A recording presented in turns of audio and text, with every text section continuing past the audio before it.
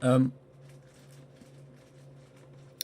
I wanted to follow up to what Mike responded to me about the left and the right. You mentioned that the right is ultimately the wing of no governance, which is true. At least as far as it's conceived from the perspective of the right and at the level of truth. But the strange thing about it is the duality of it, because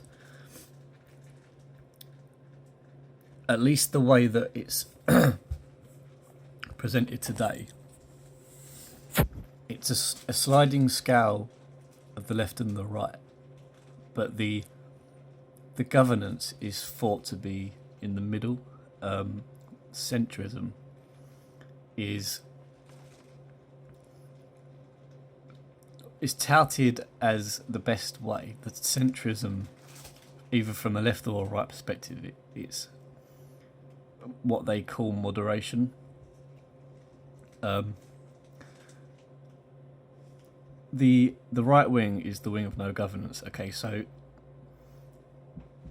when I say that the centrism is almost considered the lukewarm position, what you would call extreme right is the whole libertarian.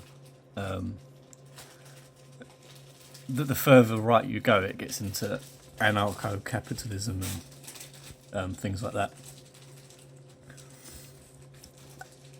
What's strange about it is that the left conceive that as government tyranny. So you hear the leftists say the extreme right, the nationalist right, and what they're really talking about is despotism. It's not even really the nationalist flavour. It's just the despotism. It's like I think it comes from Napoleon. Ever since Napoleon, there's been this idea of the right wing being associated with despotism, and the left, by the fact that it's kind of the wing of the intellectuals and the academics, they tend to perceive it as the Neanderthals that rally around one particular despot, and that despot sells the Neanderthals what they want to hear. That's basically what they're trying to frame Trump as at the moment.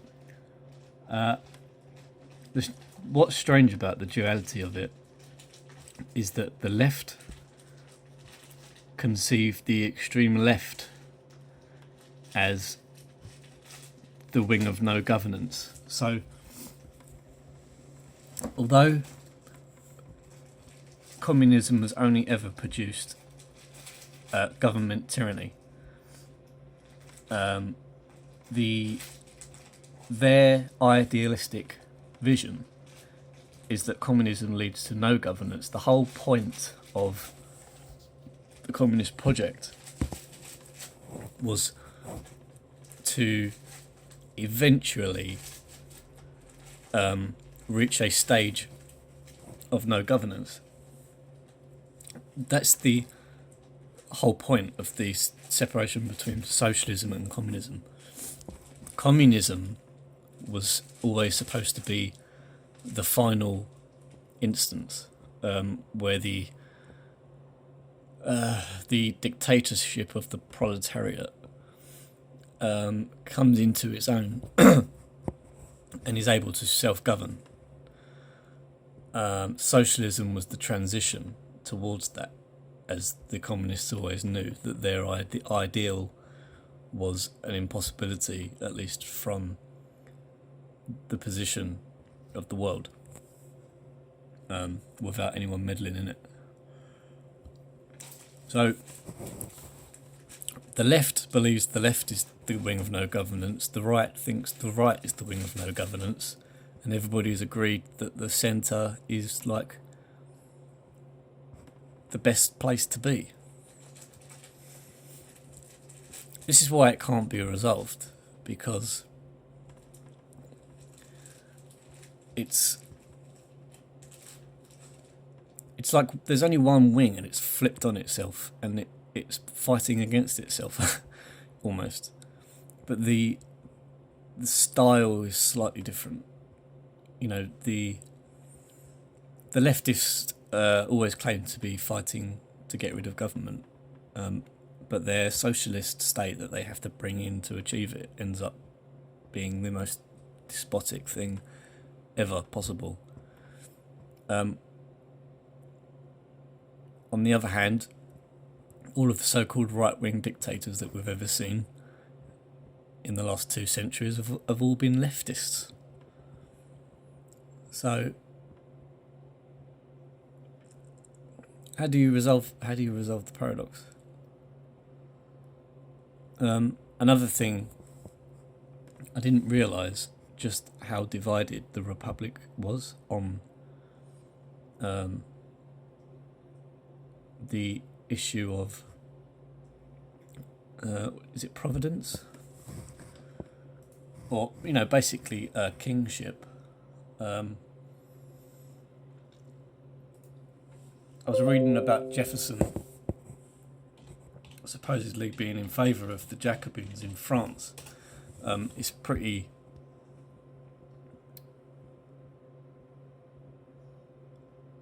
I'm pretty aware of the fact now that it was the Jacobins who were behind the revolution in France, but it seems it was split between a reconstitution of France and then probably onwards into Europe of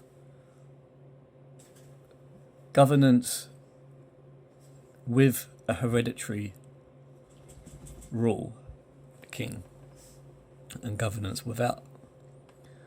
And it seems that America was split on the subject, and it comes down to the infiltration of Freemasonry. It seems that Freemasonry was one thing, and then upon being infiltrated became another thing. And the split, you know, all of these splits come down to one final split, which is almost like this split between left and right today. It's all culminating to a point which would seem to be a war between globalism and the conservatives, who really just think that the Republic is the best way to go.